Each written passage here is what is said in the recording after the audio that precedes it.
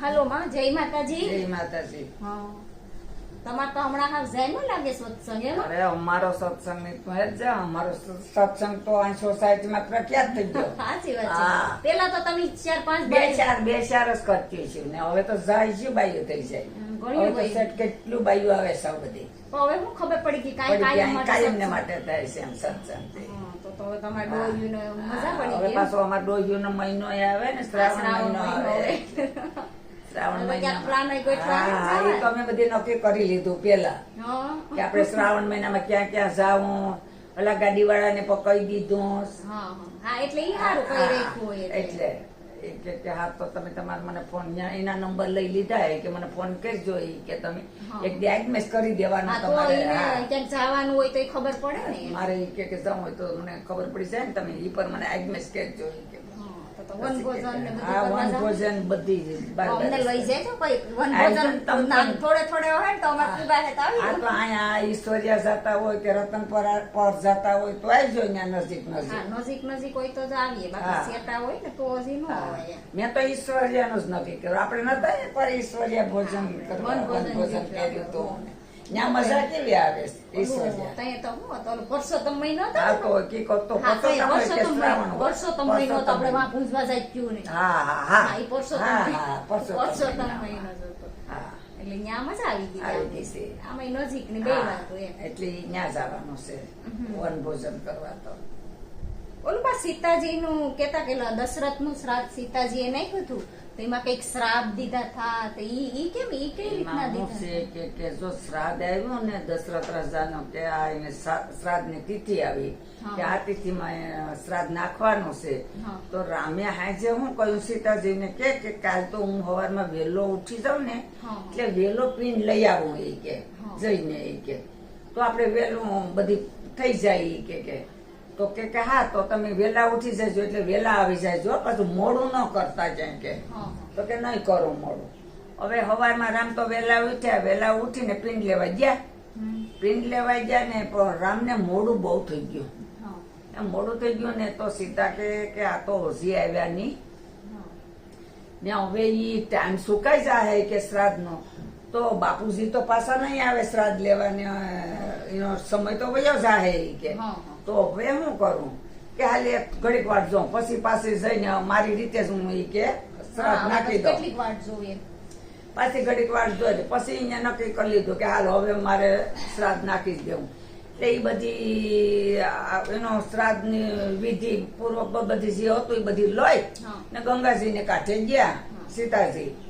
સીતાજી ગયા ને ત્યાં જઈને બેઠી પછી પાછો ઘડીક આમ વિચાર કર્યો કે કદાચ રામે આવીને કહ્યું હોય કે તે શ્રાદ્ધ નાખ્યું હોય ઈ મને શું ખબર ઈ કે મહિના કે નો ન મહિના? માન્યા ઈ કે ને આમે પણ મારી કે થોડી પડતી થાય છે એટલે ઘણું મનાતું જ નથી કે રામને પણ એને જો અગ્નિ મન પરીક્ષા દેવી પડી હા, હતી. એટલે ઘણી ઈ કે. વસ્તુમાં પસાર થઈને એટલે નીકળ્યા હવે હતા. છે ને તે મારે આદાન તો કોક ને ગ્રુપમાં અહીં સાક્ષીમાં રાખવું છે કે અહીં હા. સાક્ષી ત્યાં એક ગાય ઉભી હતી તે કે ગાય માતા તમે ઈ કે મારી વાત એક સુણો ને ઈ કે મારે જો રામ નથી ઘેર એ કે પિંડ લેવા જાય એટલે એને મોડું થઈ ગયું પછી શ્રાદ્ધ તો મેં બનાવીને હું અહીં મારા સસરાનું શ્રાદ્ધ નાખવા આવી ઈ કે હા. તો જો રામ આવ્યા ને મારી પાસે કઈ કહે કે તે સાક્ષી નાખ્યું નાખ્યું કંઈક. તે નાખ્યું કે નથી નાખ્યું એ કોઈ સાક્ષી છે તો પછી તમારે સાક્ષીની રીતે જવાબ દેવો પડે રામને કે તો કે હા કઈ વાંધો નહીં તમે તમારે ઈ કે નાખી દો ઈ કે શ્રાદ્ધ. હવે પછી એને પીશું પછી નદીને પીશું કે ગંગા મૈયા એ કે જો હું આ શ્રાદ્ધ મારા હરણ નાખું છું કે ને તમે સાક્ષીમાં રહો તો કે હા હું તો સાક્ષીમાં રહી તમે નાખો એ હું દેખું એટલે હું કહી કે જો મને રામ પૂછે તો એ કે હા. એટલે એને તો ઈ બધી એને સાક્ષી કર્યા. પછી બ્રાહ્મણ ને કહ્યું કે બ્રાહ્મણ ને કે તમે સાક્ષીમાં રહો ને ઈ કે મેં શ્રાદ્ધ ની વિધિ કરાવી હતી એમ હા.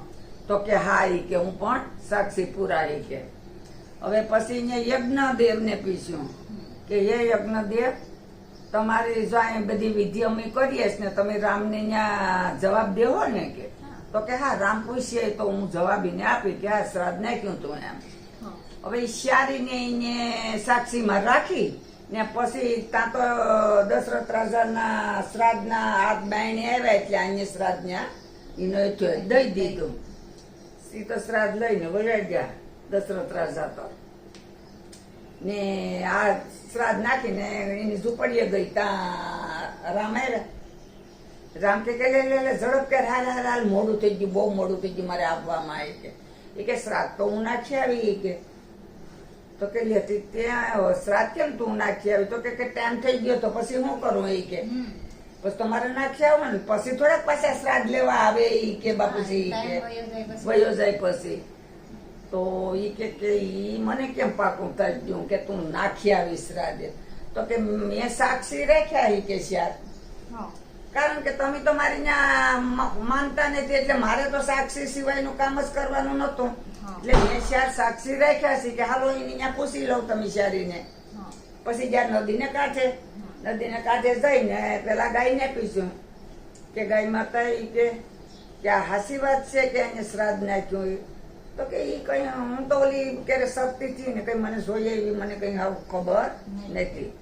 પછી એટલે ગંગા મૈયાને પૂછ્યું કે ગંગા મૈયા આ હાસું છે?